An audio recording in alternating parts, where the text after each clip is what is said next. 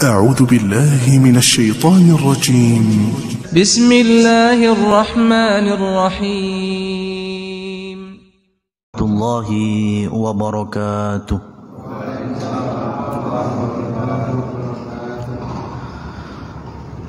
الحمد لله وكفى والصلاة والسلام على رسولنا المصطفى أشهد أن لا إله إلا الله وحده لا شريك له وأشهد أن محمدا عبده ورسوله اللهم صل وسلم على نبينا محمد أما بعد.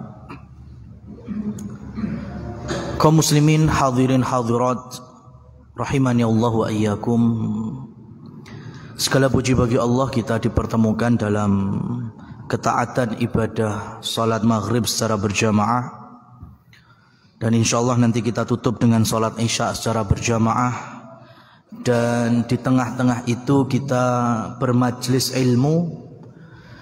Dan dengan izin Allah pada kesempatan kali ini tepat sesuai versi Kementerian Agama Republik Indonesia, tadi sebelum masuk maghrib kita berada di tanggal 10 Muharram atau dikenal dengan Ashura.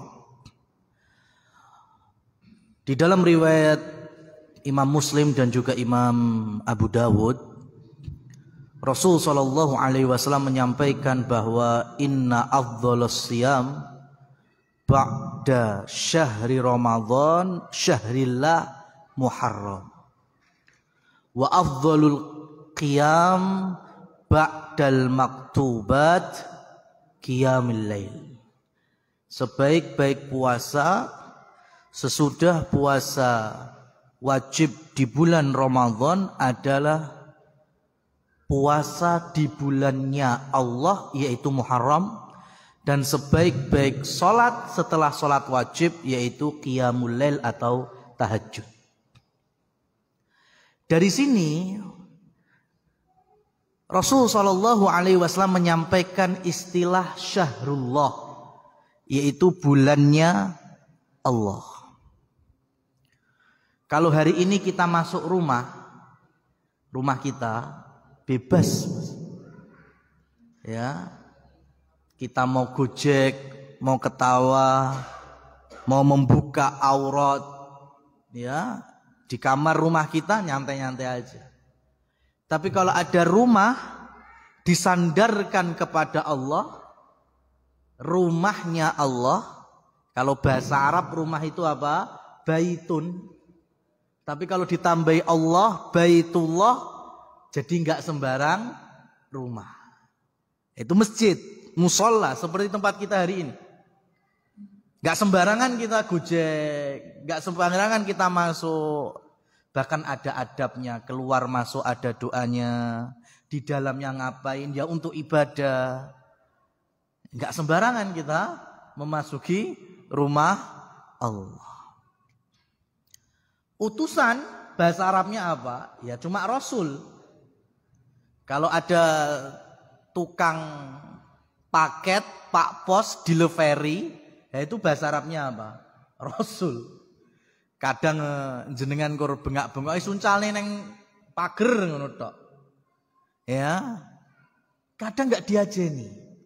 Tapi kalau utusan itu disandarkan kepada Allah, yaitu Rasulullah, berarti bukan sembarang utusan. Ini mesti manusia terbaik ini. Begitu pula bulan. Bulan itu syahrun. Ya biasa aja awalnya. Tapi kalau bulan itu disandarkan kepada Allah, syahrullah, maka pertanyaannya sudah apa belum kita bertanya kepada yang punya bulan? Ya. Sudah belum kita bertanya kepada Allah Subhanahu wa taala yang telah memberi nama Muharram, yang sebelumnya namanya Safar awal. Jadi jauh sebelum Nabi Muhammad SAW lahir, itu bulan-bulan itu sudah ada, Mas.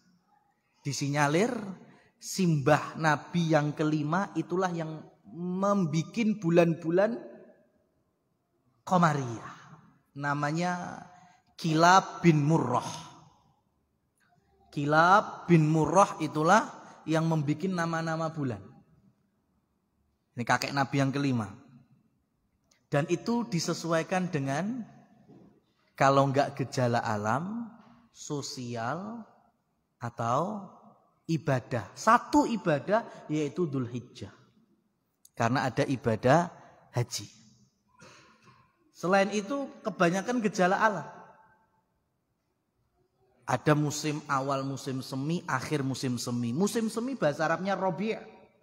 Maka kemudian ada bulan Rabiul Awal, ada Rabiul Tsani atau Rabiul Akhir. Rabiul Awal, awal masuk musim semi, Rabiul Akhir, berakhirnya musim semi. Habis itu Jumada, diambil dari Jamad, beku. Musim apa itu berarti? Dingin. Ada Jumadal Ula, Jumadal Akhirah atau Jumadal Tsaniyah. Musim dingin mulai, musim dingin berakhir. Ya. Seperti ini. Jadi dulu itu dari Safar awal, Safar tsani, Rabiul awal, Rabiul tsani, Jumadal Ula, Jumadal Tsaniyah, Rajab, Sya'ban, Ramadan, ya, Syawal, Dzulqa'dah, Dzulhijjah. Tapi semenjak Rasulullah lahir dan diutus dan Allah Subhanahu wa taala berfirman, "Inna iddatasy syuhuri 'indallahi 12 syahra." Ketika Allah ciptakan langit dan bumi, Allah jadikan setahun ada 12 bulan, minha arba'atun hurum. 4 diantaranya adalah bulan mulia, bulan suci, dan keempatnya dijelaskan di dalam hadis. 3 berurutan yaitu Dzulqa'dah, Dzulhijjah, Muharram, kemudian Rajab. Nah, dari sini Safar awal diganti dengan Muharram. Jadinya Muharram, Safar, staninya gugur, kemudian Rabiul Awal, Rabiul Akhir sampai Dzulqa'dah dan Dzulhijjah. Tapi mengacu kepada hadis tadi, Muharram adalah syahrullah, bulannya Allah. Berarti kalau kita mau mengilmui, ya, kita harus tanya kepada nas-nas Al-Qur'an maupun hadis. Memang di bulannya Allah kita harus ngapain? Di dalam hadis ketemu, oh diminta untuk berpuasa. Karena sebaik-baik puasa setelah Ramadan, puasa di bulan Asyura. Kemudian karena masuk 4 bulan haram atau bulan mulia, bulan suci, setiap amalan kemungkaran, catatan. Saya pengen menjamu tonggo teparo, sanak family, ya, tak undang ke rumah di bulan Muharram ini. Sisanlah tak gawe acara ngunduh mantu. Nah, niatnya jamu tonggo, niatnya sedekah. Ya kan? Pokoknya saya ingin bersedekah dengan sanak family, dengan keluarga besar, tetangga, cuma tak bikin sekalian ngunduh mantu di bulan Muharram. Boleh, boleh. Enggak ada yang larang. Maka ketika ngelarang atau tidak suka ada kegembiraan di bulan Muharram, khususnya di hari Asyura, maka dari mana ini berasal? Ternyata memang ada. Oh, ini ternyata ada orang-orang yang nggak boleh kita senang-senang di Asyura. Karena di tanggal itu, di hari itu pernah terjadi peristiwa besar, yaitu terbunuhnya cucu Nabi Muhammad SAW yang bernama Husain bin Ali radhiyallahu taala anhu. Nah, ini baru kemudian kita pengen tahu ini, ya, sejarahnya bagaimana. Ma'asyiral muslimin wal muslimat rahimani wa rahimakumullah tabaraka wa taala. Sebelum ke titik poin itu, saya akan bawa jauh. Dimulai dari kekhalifahan Utsman bin Affan. Ya. Karena di zaman Abu Bakar aman, zaman Umar bin Khattab aman. Fitnah tidak mungkin ada. Kenapa? Karena Rasul SAW menyampaikan itu. Bahwasanya Umar kuflun. Umar adalah gembok. Kalau gemboknya sudah wafat, berarti fitnah akan muncul. Dan itu terjadi. Di zaman kekhalifahan Utsman bin Affan itu ada orang yang bernama Abdullah bin Saba. Al-Majusi Al-Yahudi. Abdullah bin Saba ini benci sekali dengan muslimin. Maka etok-etok seakan-akan muslim.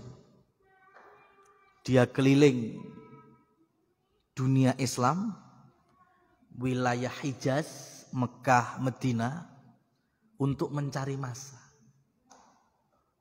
Untuk merongrong kekhalifahan Ali Utsman bin Affan. Gagal, Mas.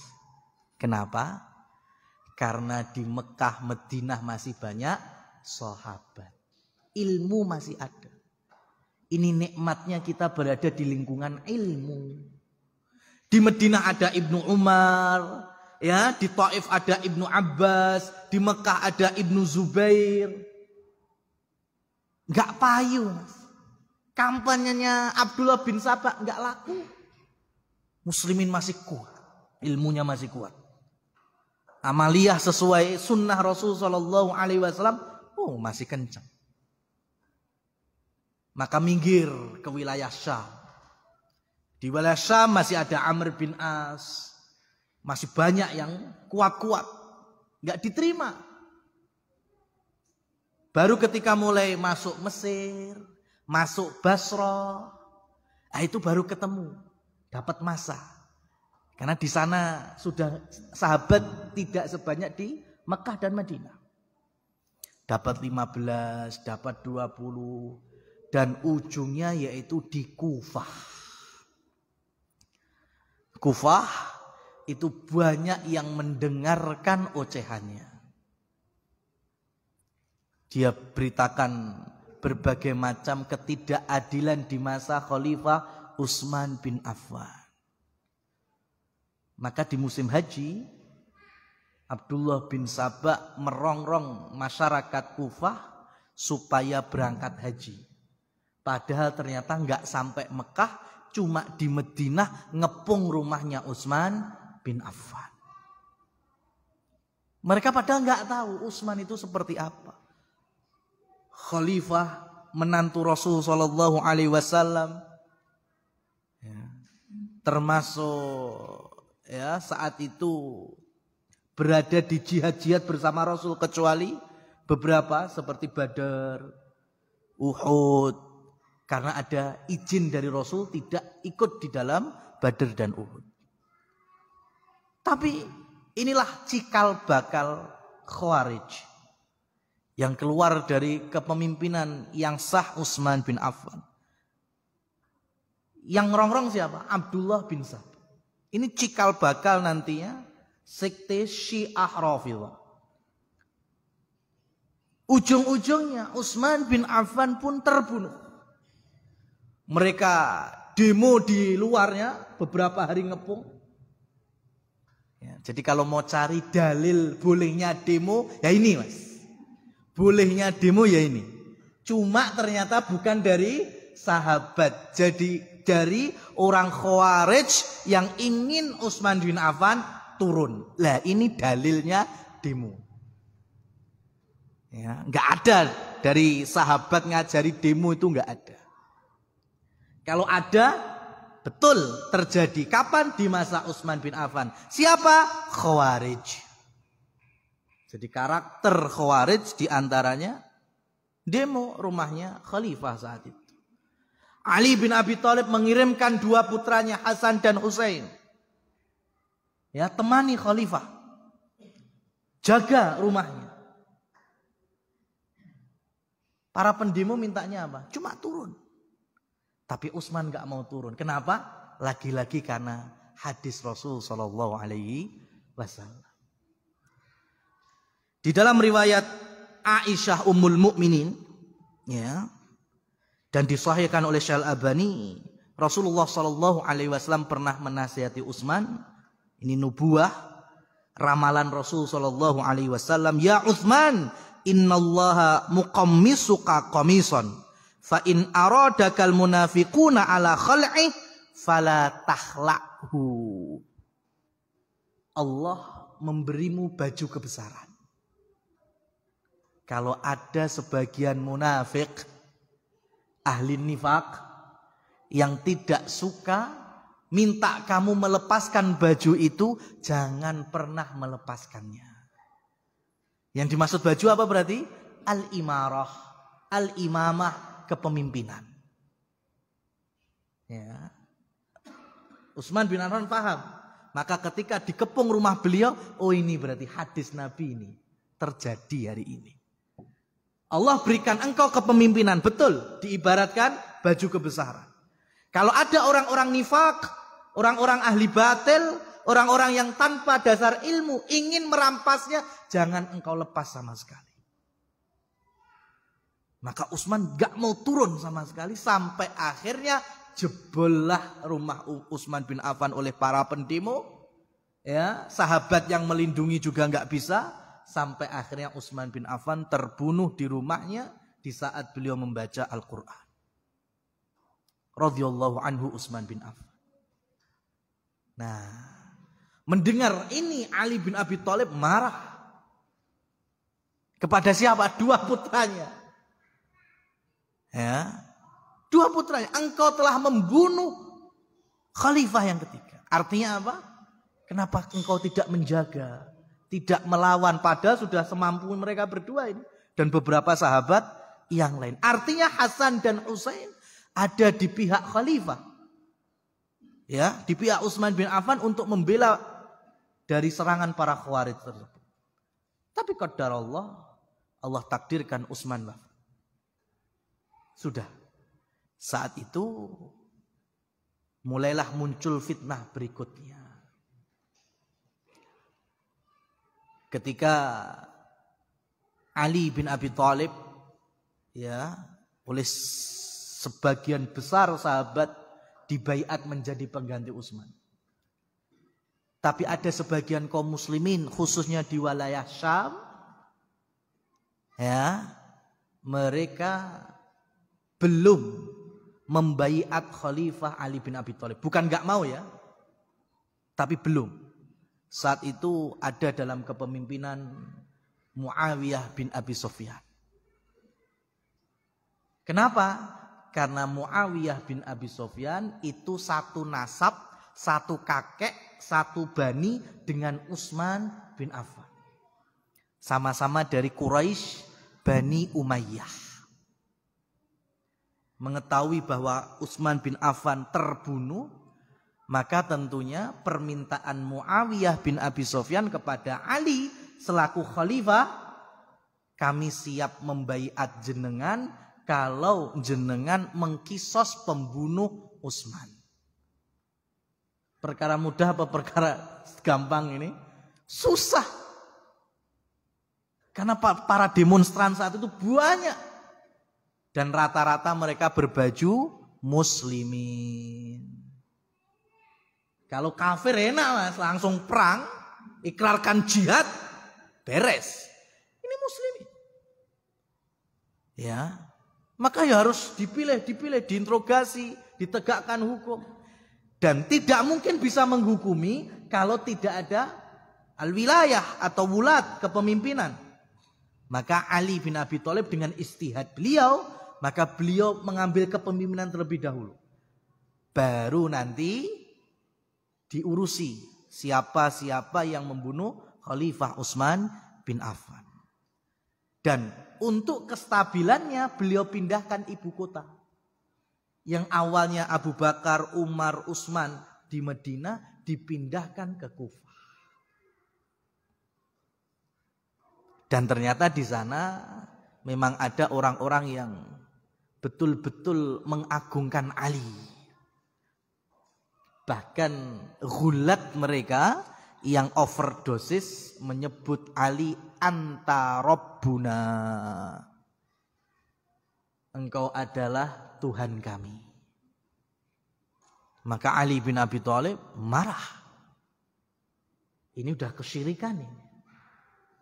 Ya, maka orang-orang yang seperti itu berlebihan terhadap Ali bin Abi Thalib, ya, mereka dikumpulkan, dimintain taubat, malah nggak bertaubat, akhirnya dihukum oleh Ali dibunuh. Dan dibunuhnya dikumpulkan dalam satu lubang, dibakar. Nah, padahal Abdullah ibnu Abbas sudah menasihati jangan dibakar. Tapi orang yang menyebut mereka adalah pembela Ali, penolong Ali, istilahnya adalah Syiah. Ketika mereka mau dibakar, lebih yakin lagi kalau Ali bin Abi Thalib adalah Rabb. Karena tidak ada yang berhak menghukum dibakar kecuali Allah. Wah, berarti Ali tentang Allah tenan iki. Lek ora titisane iki. Jadi dibakar malah seneng. Ini orang sudah konslet semacam ini.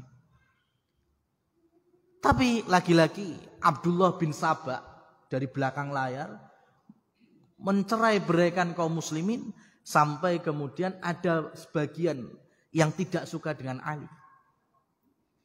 Di antaranya muncul nantinya Abdurrahman ibnu Muljam yang akhirnya mampu membunuh Ali di waktu subuh. Habislah Ali radhiyallahu ta'ala anhu. Dua sahabat yang mulia dibunuh oleh orang yang mengatasnamakan Muslim. Utsman bin Affan dibunuh. Dan orang yang membunuhnya itu dengan bangganya, tidak ada amalan yang terbaik hari ini kecuali aku telah membunuh Utsman bin Affan. Itu orang Khawarij di saat itu kayak gitu. Membunuh mantu Rasul dikira itu amalan terbaik. Ya, pembunuh Ali sama saja, nggak jauh bedanya. Tapi itulah fitnah, mulai bermunculan. Akhirnya mendengar wafatnya Ali bin Abi Thalib, masyarakat Hijaz mereka meminta putranya yang bernama Hasan, ya, untuk mengganti posisi ayahnya. Iya, masih di Hijaz, di wilayah Madinah dan Mekah sekitarnya. Adapun Muawiyah yang di Syam, ya, yang nantinya mendapatkan kebaikan dari seorang cucu Rasul yang bernama Hasan. Lihat, berarti posisi hari itu kaum muslimin ada dua kepemimpinan. Di Hijaz ada Hasan, kemudian di wilayah Syam ada Muawiyah. Dan biasa berjalan. Karena yang terpenting adalah sistem Quran dan sunnahnya itu. Baik di Syam, sholat 5 waktu berjalan, Jumatan berjalan, Ramadan bersama pemimpin mereka. Di Hijaz juga sama. Jadi kita pernah ada di dalam masa pemimpinnya nggak cuma satu sedunia ini.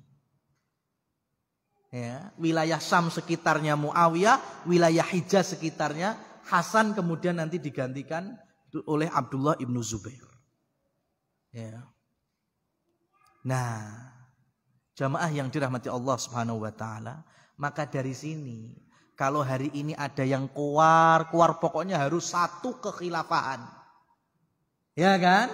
Pokoknya sak donya harus satu, yaitu khilafah. Nggak boleh ada negara pecah-pecah, nggak boleh. Harus satu kekhilafahan. Apa bedanya dengan Syiah Isna Asyariyah? Apa bedanya dengan Syiah 12 imam? Kalau tidak dari mereka, maka bukan dianggap dari mereka. Ya, karena yang terpenting bukan masalah sistemnya mau monarki, mau presidensial, ya, mau modelnya republik, bukan itu. Tapi yang berjalan di dalamnya. Ya, seperti hanya bukan kita mengagungkan seperti Saudi, nggak berlebihan juga. Sistemnya monarki. Tapi kan alhamdulillah masih banyak aturan-aturan Islam yang bisa ditegakkan di sana. Meskipun juga ada kekurangannya. Karena yang dipentingkan adalah yang berjalan itu. Bukan masalah 1-2 orang memimpin, enggak. Nah, kenyataan berikutnya, ketika Hasan mendapatkan kiriman dari Kufah. Hasan di Hijaz. Kiriman apa itu? Surat. Surat itu berhamburan terus datang. Ada yang menyebut 600 surat. Ada yang bilang 1 karung, 2 karung. Isinya meminta Hasan ke Kufah. Ya, supaya orang-orang Kufah baiat menjadi khalifah dan berdomisili ibu kota di sana. Surat itu tidak ada satupun yang dibuka oleh Hasan, semua dicemplung neng baskom, momot kabeh. Kenapa? Karena Hasan cerdas. Bapakku bar neng kono terbunuh. Ulah mereka. Bilangnya Syiah menolong membela. Buktinya bapakku wafat di sana. Enggak mungkin ini tertipu lagi. Maka Hasan saat itu terucap dari lisannya, saya tidak akan terpengaruh orang-orang mereka. Cuma saya nggak tahu itu menunjuk adiknya yaitu Husain. Hasan bin Ali radhiyallahu taala anhum, ya, beliau tahu sekali ini surat-surat dari orang Kufah.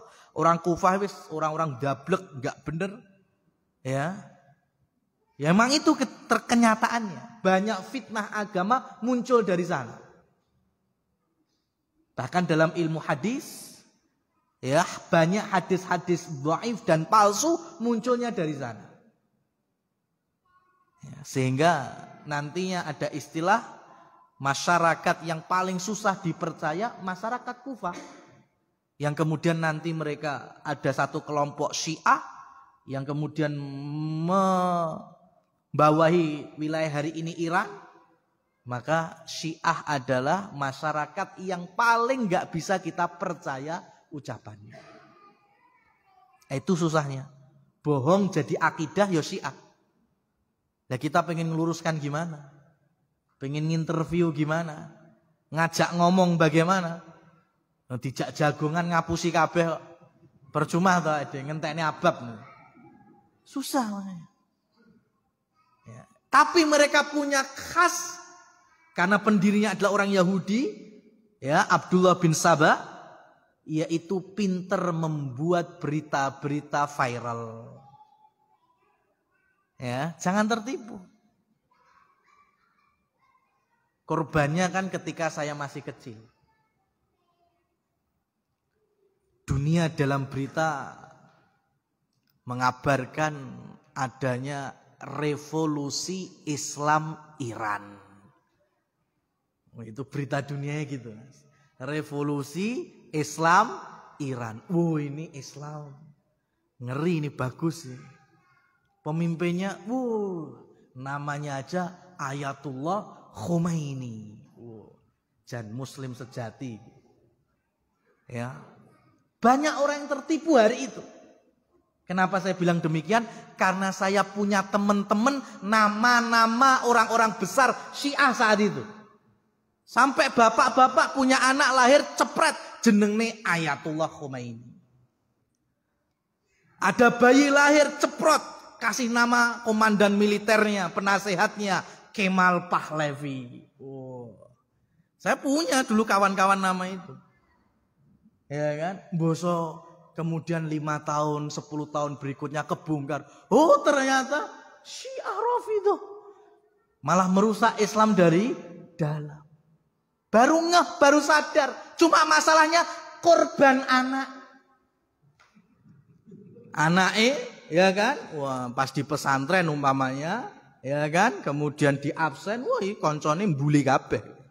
Ayatullah Khomeini, Syiah. Kemal Pahlavi, kasihan. Bapaknya ini enggak berilmu. Anaknya jadi korban. Ya, wirang kan jadinya, malu. Anak yang jadi korban. Berikutnya muncul sekelompok mujahid siap melawan Zionis. Punya batalion namanya Hizbullah. Laki-laki muslimin di Indonesia kemakan. Nggawe kaos Hizbullah. Topi Hizbullah. Wah, ini baru tentara Allah. Jebole Syiah lagi. Ya kan? Iya. Malu lagi. Akhirnya disimpen kaosnya. Coret Hizbullah. Diwantek. Tukokne sombo. Ya kan? Diteteli. Ya. Sudah. Sampai kapan kita beragama seperti ini? Latah. Ya karena kurangnya kita memadati dan memenuhi majelis ilmu. Ulama zaman dulu mulai dari Syekh bin Baz, seterusnya nggak pernah ada yang latah, karena mereka tahu, ya ini aslinya siapa. Lagi-lagi kita kena hoak media itu. Nah ini, dan dulu ada majalah yang betul-betul membawa fitnah di tengah kaum muslimin itu. Alhamdulillah hari ini nggak ada. Dulu namanya Sabili. Ya, itu ketika Iran Ahmadinejad presidennya. Dengan model cuma pakai baju hem biasa tanpa dasi seperti dieluk-elukan. Ini baru muslim, nggak ikut kafir, pakaiannya nggak ada dasinya, macam-macam. Jebule apa? Penghina Abu Bakar dan Umar. Gitu terus. Ya. Berbeda dengan ketika kita berhadapan dengan hadis, dengan nubuat Rasul Shallallahu Alaihi Wasallam. Seperti Hasan, tahu ilmunya. Ya. Kemudian ditambah lagi hadis Abu Bakrah. Abu Bakrah itu sahabat yang hidup ketika Hasan Husain masih kanak-kanak. Ya, dan ini hadis yang kita wajib bersyukur karena kita tahu hukum ketika sholat ditunggangi sama anak-anak. Ya, karena hadis Abu Bakrah itu yang meriwayatkan kami sebutkan ya. Hadis sahih riwayat Imam Bukhari, anna Rasulullah sallallahu alaihi wasallam kana yusolli. Rasulullah salat dalam kondisi salat. Fa idza sajada, ketika Nabi tengah sujud, wasabal Hasan ala dhahrihi. Maka Hasan langsung nyolot ke punggung Rasul. Wa ala unukihi, dan di leher Rasul. Yes, kaya putu ya main jaran-jaranan mbek simbai gitu. Fayarfa'u Rasul sallallahu alaihi wasallam raf'an rafiqan li alla yusra. Maka Rasul sallallahu alaihi wasallam mengangkatnya ya. Rasul kemudian juga ya biasa masih memperlama sujud hanya untuk memberi waktu cucunya bermain seperti itu. Nah, Abu Bakrah kenapa kita berterima kasih? Ini sahabat kan sing melongo. Nabi kok suwimen iki. Gak naik-naik, gak munggah-munggah, apa enek wahyu teko. Maka Abu Bakrah itu yang ngindik. Nah, kalau gak ngindik gimana ada hadis ini? Ayo coba. Ya kan? Berarti kan lihat, putunya ternyata. Cucunya yang bermain di punggung Rasul sallallahu alaihi wasallam. Kemudian setelah sholat Abu Bakrah bertanya, "Ya Rasulullah, ra'ainaka sona'ta bil Hasan say'an." Kami menyaksikan tadi, kami menyaksikan Hasan memperlakukanmu demikian, engkau pun juga demikian dengan Hasan. Kemudian Rasul bersabda, "Innahu raihanati minad dunya." Sesungguhnya cucuku Hasan ini termasuk pengharum wangianku di dunia. Wa inna ibni hadza sayyidun. Cucuku ini, anakku ini sayyid, pemimpin. Pemimpin di mana? Di dunia dan di surga. Karena dalam riwayat yang lain Hasan dan Husain sayyida syababi ahlil jannah. 2 pemimpin pemuda di surga. Dan hadis ini ditutup. Wa asallahu an yusliha bihi baina fi'ataini minal muslimin. Dan semoga cucuku ini nantinya adalah orang yang bisa mengumpulkan, mengakurkan, merukunkan 2 kelompok muslimin. Ya, maka ketika Hasan mendengar Abu Bakrah menyampaikan hadis ini, ya jadi wahai Hasan, cucu Nabi dulu lek awakmu sik cilik, lek eling pas nunggangi gegeri Nabi SAW, saat itu selepas sholat Rasul ngendikan gini le, kowe engko ya ada di zaman akan mengakurkan 2 kubu muslim. Maka mendengar satu hadis ini, Hasan langsung berangkat ke Syam ya untuk memberikan kekhalifahan atau kepemimpinan kepada siapa? Muawiyah. Simple. Ya, enggak ada sikut-sikutan, enggak ada. Loh, aku loh cucu Nabi. Aku lebih berhak. Itu kan yang ada oleh orang Syiah saat ini. Mereka tidak mengimani Abu Bakar, Umar. Kenapa? Karena hadis Ghadir Qum itu. Setelah Haji Wada di wilayah Ghadir Qum, ya Rasul bersabda, "Lau kuntu maulahum lakana Ali maulahum." Kalau aku itu menjadi maula, menjadi wali atau menjadi pemimpin mereka, begitu juga Ali menjadi pemimpin mereka. Lah hadis ini digoreng sama orang Syiah ya bahwa yang pantas menjadi pemimpin sesudah Nabi Muhammad siapa? Ali bin Abi Thalib. Padahal jadi pemimpin apa enggak? Jadi, tapi urutan yang keempat. Ya. Masih ada Abu Bakar, Umar, Utsman, alaikum bisunnati wa sunnatil khulafa'ir rasyidin al-mahdiyyin min ba'di. Kita diminta untuk beragama sesuai siapa? Sunnahnya Rasul dan juga khulafa rasyidin. Sahabat sepakat. Yang pertama siapa? Abu Bakar, Umar, Utsman, kemudian Ali. Kalau ternyata habis Rasul wafat tiba-tiba Ali jadi pemimpin, berarti yang bohong Ali apa Nabi? Nabi lah jelas. Dan itu tidak mungkin. Nubuat itu nggak mungkin salah. Kalau Nabi sudah mengisyaratkan sepeninggalku adalah Abu Bakar, kemudian habis itu Umar, habis itu Utsman, baru Ali, ya itu yang terjadi dan itu faktanya. Jadi orang Syiah nggak ridho, sudah. Mereka berusaha tetap Ali setelah Nabi, nggak bakal bisa kita jadikan sebagai dalil karena itu merusak wahyu yaitu hadis Rasulullah SAW. Maka akhirnya mereka bisanya kalau tidak bisa mengunggulkan Ali, berarti 3 atau 2 sahabat sebelumnya Abu Bakar dan Umar yang harus dijatuhkan. Keluarganya sama. Ya, Abu Bakar susah dijatuhkan pakai anaknya Aisyah. Maka di tanggal 17 Ramadan, ya kalau kita ngajinya sejarah perang Badar, sebagian muslimin meyakini nuzulul Quran dan sudah kita jelaskan ya pelurusannya, tapi orang-orang Syiah 17 Ramadan mereka merayakan Idu Aisyah. Hari raya Aisyah. Apa itu? Mereka senang-senang, makan-makan besar dan mereka bernyanyi-nyanyi melaknat Aisyah di malam 17 Ramadan versi Syiah.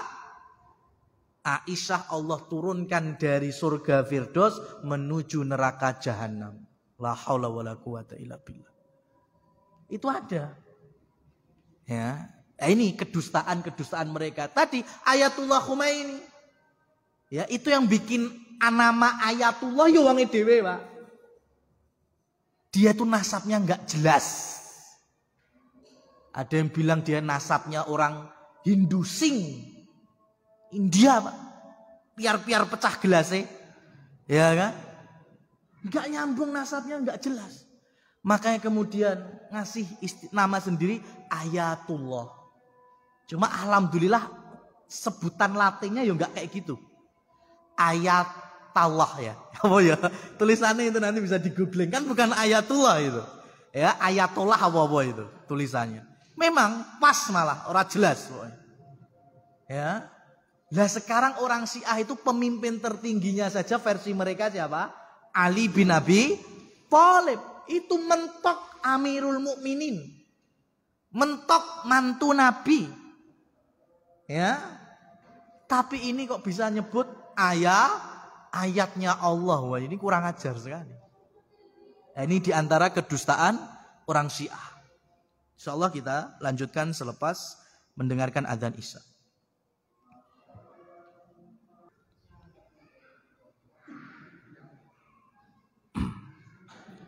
Barakallahu fikum. Kita lanjutkan jamaah yang dirahmati Allah Subhanahu wa taala. Selepas Hasan memberikan kekuasaannya wilayah Hijaz kepada Muawiyah, maka di tahun itulah dikenal sebagai Amul Jamaah. Tahun persatuan. Betul, habis ini kembali lagi. Muslimin dipimpin oleh satu khalifah, yaitu Muawiyah bin Abi Sufyan. Dan beliau memimpin 20 tahun berikutnya dengan penuh keadilan. Islam bisa berkembang, tapi dengan kebesaran Islam, musuh Islam pasti tidak akan merasa nyaman. Maka dengan wafatnya Hasan di tahun 50 Hijriah dan Muawiyah juga wafat, tetapi saat itu Muawiyah memerintahkan penggantinya adalah putranya sendiri, Yazid bin Muawiyah. Nah, ini yang menjadi fenomena baru juga di tubuh kaum muslimin. Ya, ketika Muawiyah dengan langsung meminta anaknya menggantikannya.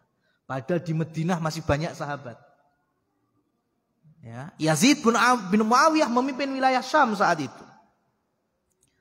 Dan lagi-lagi orang Kufah, mereka meminta dan mengirimkan surat, bahkan 20 orang dibawa ke wilayah Mekah untuk bertemu dengan Husain.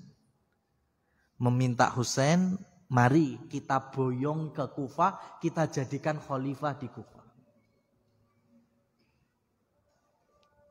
Husain saat itu mikir-mikir, bapak mbien sedo ning kono. Hasan pun juga wafat diracun. Hasan tapi tidak membuka siapa yang meracuni.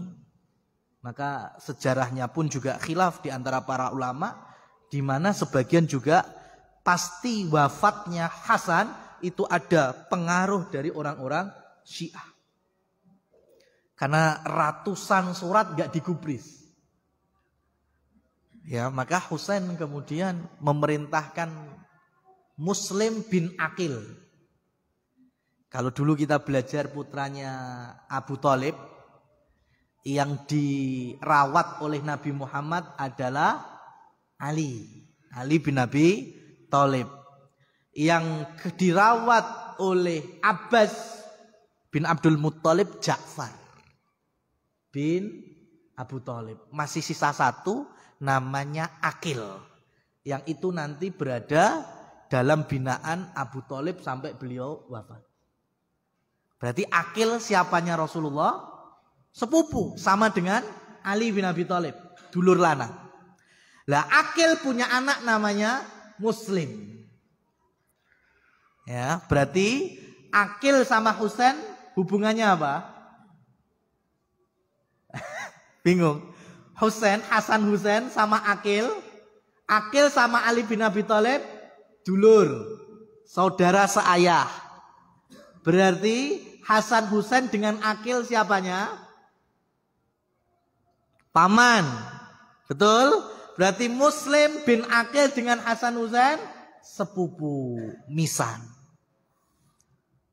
Husain meminta sepupunya Muslim bin Aqil untuk berangkat terlebih dulu ke Kufah.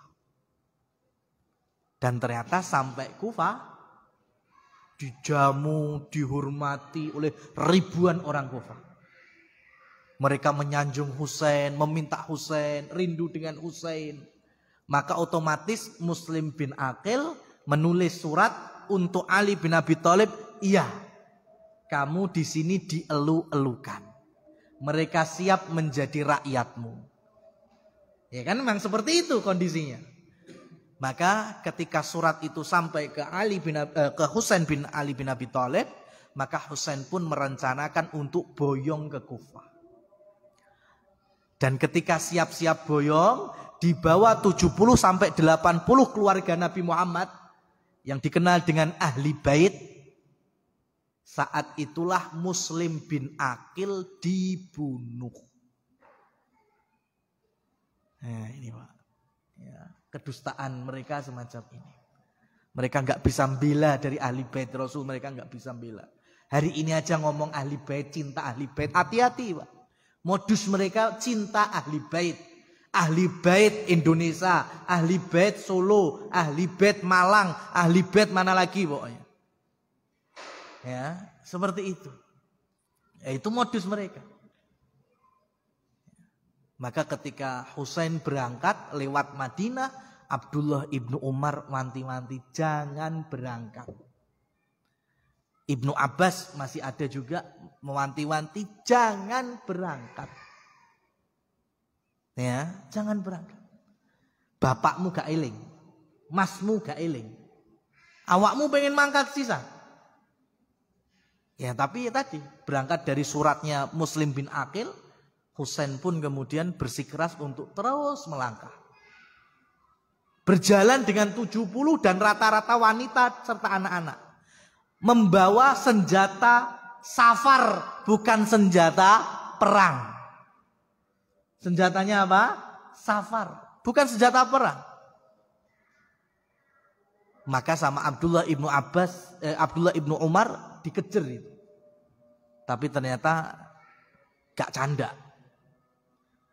Maka ketika Husain masuk wilayah Karbala, itu berangkat dari Mekah tanggal 8 Dzulhijjah atau Tarwiyah, kemudian masuk Madinah awal Dzulhijjah, terus sampai Karbala mulai dari tanggal 7, 8, 9 beliau ngecamp di sana karena dapat kabar ternyata Muslim bin Aqil terbunuh. Keberangkatan Husain ke Karbala juga didengar oleh Yazid bin Muawiyah. Yazid bin Muawiyah statusnya apa? Khalifah, pemimpin. Ketika ada kabar Husain pengen ke Kufah dan Kufah siap membentuknya menjadi kekhilafahan atau didapuk menjadi pemimpin, berarti nanti bisa menjadi musuh kan?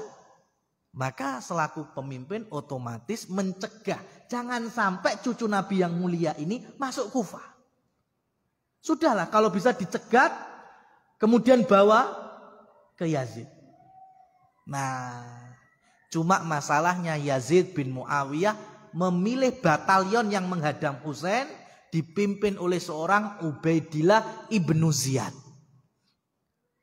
Sama satu lagi yang dalam sejarah nyaris tidak tersentuh. Padahal ini otak semuanya ini, Pak. Ya. Otak semuanya ini namanya Syamr bin Diljizan. Ini nyaris tidak ditulis dalam sejarah.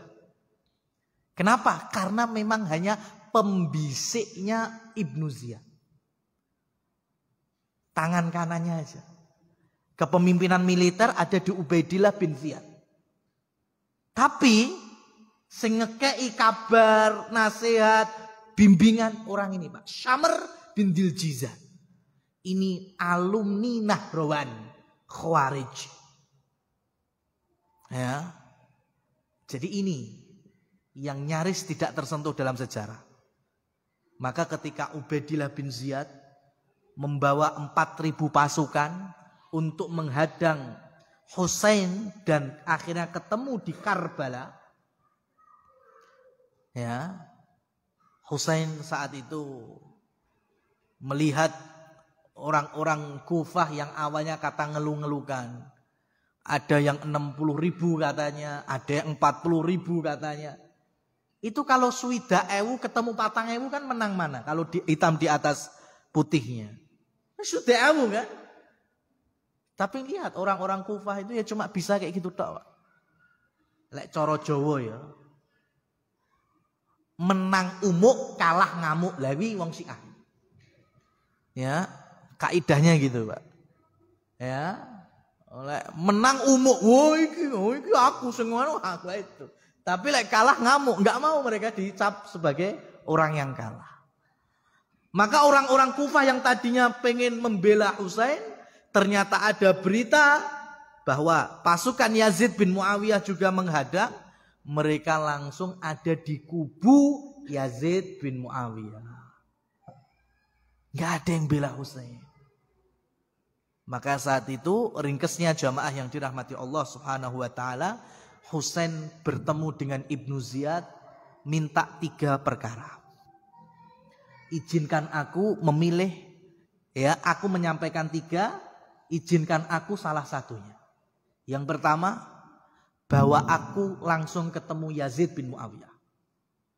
Saya enggak meneruskan ke Kufah.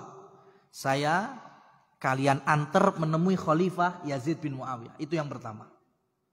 Yang kedua, biarlah aku putar arah balik ke Mekah. Dan yang ketiga, izinkan aku antarkan ke perbatasan yang di sana ada jihad, kaum muslimin melawan orang kafir atau memperluas wilayah, maka aku akan terus berjuang sampai aku meninggal dunia. 3 ini permintaannya. Ibnu Ziyad mikir itu. Bagus juga. Intinya kan gak ada masalah dengan kekuasaannya Yazid bin Muawiyah. Tapi ini orang yang namanya Syamr bin Diljizan. Nah itu yang bisi Ibnu Ziyad. Gak usah dirungok nih. Kesempatan ini. Ya. Nanti kalau Husain ke perbatasan, dia ngomongnya pengen berjihad berperang. Lah kalau nyusun pasukan gimana? Balik lagi nanti Yazid bin Muawiyah dikalahkan. Kalau ternyata nanti balik ke Hijaz, ngabari ternyata ya dihadang oleh kubu Syam. Nanti Hijaz ngelawan gimana? Wah, dipanas-panasi gitu, Pak. Nah, ini makanya lagi-lagi hadis Rasul sallallahu alaihi wasallam dalam riwayat Ibnu Majah dan Abu Dawud, idza aradallah ya khairan lil amir ja'alahu wazira sidqin. Kalau Allah menghendaki kebaikan seorang pemimpin, Allah pasti membawa untuknya wazir, pembantu, menteri atau gubernur, pembisik, penasehat yang jujur, yang soleh. Contohnya siapa? Sulaiman bin Abdul Aziz bin Marwan. Ketika menjadi khalifah Bani Umayyah, ternyata pembisiknya siapa? Umar bin Abdul Aziz. Orang yang soleh, gubernur Madinah yang bertakwa. Maka ketika Sulaiman memimpin adil, ditinggal ya wafat, ganti Umar bin Abdul Aziz yang naik juga adil.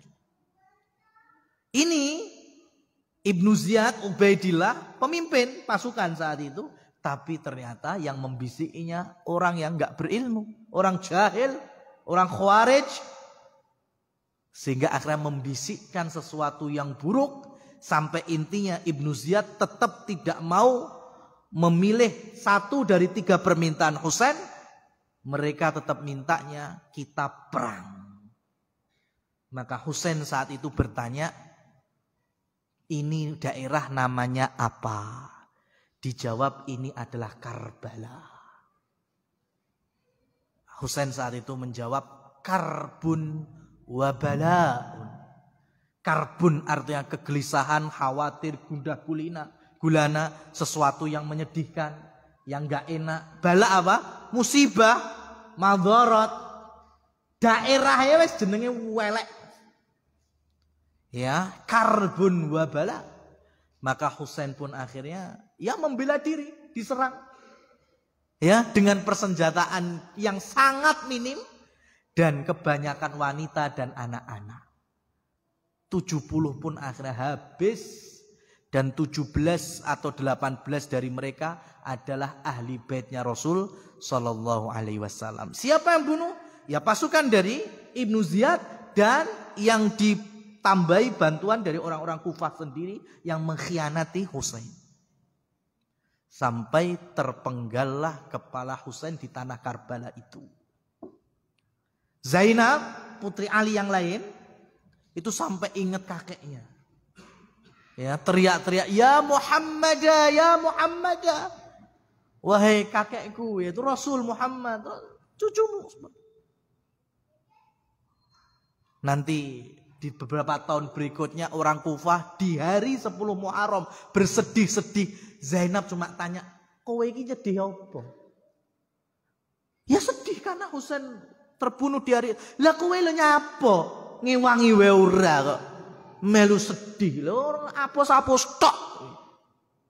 Ya, kami ingin sedih kami itu untuk mensucikan kesalahan kami yang dulu berkhianat. Kata Zainab, tidak akan pernah bisa disucikan. Nah, ini yang kemudian dari akidah ahli sunnah, Syiah tidak mungkin bisa bercampur dengan ahli sunnah. Ahli sunnah bersih, Syiah, mohon maaf, kletong. Kalau nggak percaya nanti bisa lihat di Google orang-orang Syiah pada tanggal 1 sampai 10 Muharram itu ada program mereka, ya kan? Kotoran-kotoran imam mereka, pemimpin mereka, ya kan? Ada di satu tempat, betul-betul jumbleng itu. Mereka kemudian bermandi-mandi di sana, ya kan? Apa itu namanya? Kotoran. Dan Zainab betul ucapannya. Kalian tidak akan pernah bisa mensucikannya. Hari ini ucapan itu terjadi. Ya, orang-orang Syiah malah kotoran-kotoran pemimpinnya itu malah dinggo adus. Ya, buat anti jerawat facial. Ya kan? Dengan niat itu sebagai ibadah. Masya Allah. Hancur ibadah kalau seperti ini agama. Ya, maka terjadilah apa yang terjadi. Qadarullah wa ma syaa fa'al. Husain terbunuh tepat pada tanggal 10 Asyura dan kepala beliau pun terputus. Ya, dan uniknya ada beberapa riwayat dusta. Kepala itu dibawa oleh Ibnu Ziyad ke Yazid bin Muawiyah. Padahal Syam mana, Karbala mana? Emang sudah ada JNE Express saat itu? Belum ada. Jadi dusta kalau kepala itu mampir sampai ke Yazid bin Muawiyah. Enggak ada. Ini adalah berita untuk menjelekkan Yazid bin Muawiyah. Yazid marah kepada Ibnu Ziyad. Betul. Ketika Ibnu Ziyad melapor, musuhmu telah terbunuh. Apa? Ya, cucu Nabi engkau bunuh. Laknatullah alaik. La'anakallah. Allah melaknatmu wahai Ibnu Ziyad. Pipi yang pernah dicium oleh Rasul, wajah yang pernah dicium oleh Rasul, mata yang pernah dikedipin oleh Rasul. Ya, engkau telah membunuhnya. Semoga Allah melaknatmu. Itu Yazid bin Muawiyah. Oh, Yazid kan memerintahkan cuma hadang. Jangan sampai ke Kufah. Siapa yang nyuruh bunuh itu siapa? Nah, ini baru dia sadar karena ada Syamr tadi. Ya, pembisiknya tadi. Tapi ya gimana? Cucu Rasul Shallallahu Alaihi Wasallam telah wafat di tempat yang hari ini dikenal Karbala, masuk wilayah Irak. Dan tanggal 10 Muharram atau Asyura, orang-orang yang mengultuskannya, mereka kemudian menyayat-nyayat diri, ya, kemudian melukai diri sampai berdarah-darah dengan alasan kita pengen merasakan sakitnya Husain ketika diperangi bahkan dibunuh itu. Tapi buktinya, ya, apa yang mereka kerjakan dari dulu sampai hari ini itu hanya bualan mereka semua. Ya, mereka hanya menjadikan ahli bait sebagai modus. Aslinya ya agama sesuai hawa nafsu mereka. Bahkan gulat atau overdosisnya mereka melakukan kesyirikan, menuhankan Ali, teriak-teriak ya Husain, ya Husain, ya Ali, ya Ali. Ya, semacam itu. Ya, jadi sampai hari ini akhirnya kita dilarang bersenang gembira di Asyura dengan alasan kita wajib bersedih dengan wafatnya Husain bin Ali. Tapi memang ada orang yang kebablasan, yaitu kelompok Nawasib, yang mereka bergembira dengan wafatnya Ali, wafatnya Hasan, wafatnya Husain lebih khususnya. Ini juga nggak boleh. Dengan mereka benci terhadap ahli bait, mereka bergembira dengan wafatnya ahli bait, yaitu kelompok Nawasib. Akhirnya makan-makan ya besar, ya bikin bubur khusus, bubur Asyura. Yang satunya lagi ketika sedih bikin bubure enek sing abang, enek sing putih. Sing putih kuwi menandakan sucinya ahli bait, merah yaitu darahnya Husain, macam-macam. Dan ternyata akidah semacam ini terus menjalar dari waktu ke waktu. Hilang masa tabi'in, tabi'ut tabi'in, di Daulah Abbasiyah muncul lagi. Ya, yang membantu pasukan Tartar, Mongol masuk Cina, Tartar, Mongol itu petanya di mana, Mas? Ngisor. Ya, Baghdad di mana? Atas.